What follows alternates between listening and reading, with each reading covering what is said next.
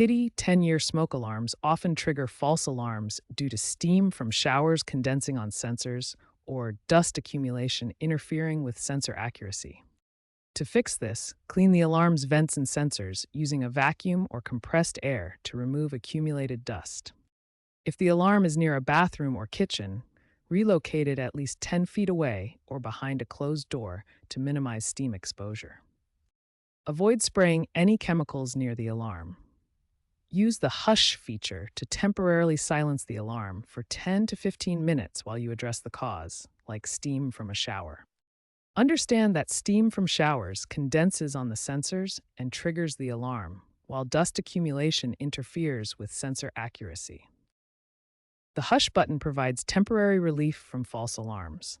It silences the alarm for a short time, but it does not solve the underlying problem causing the false alert. Replace the alarm if false alarms persist after cleaning and relocating, if it chirps or beeps intermittently indicating end of life every 10 years as required, or if the monthly test fails or shows end of life warnings like a red flashing light. The 10-year batteries can degrade over time, particularly in humid environments. Persistent problems might also result from sensor defects or manufacturing issues that require replacement. While digital hush features and app integrations can assist with management, a non-responsive or excessively sensitive alarm still requires replacement. Check the CPSC website for recall notices on impacted models and follow Kidde's replacement instructions.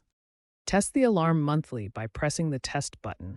Replace it immediately if it doesn't sound or shows end-of-life warnings.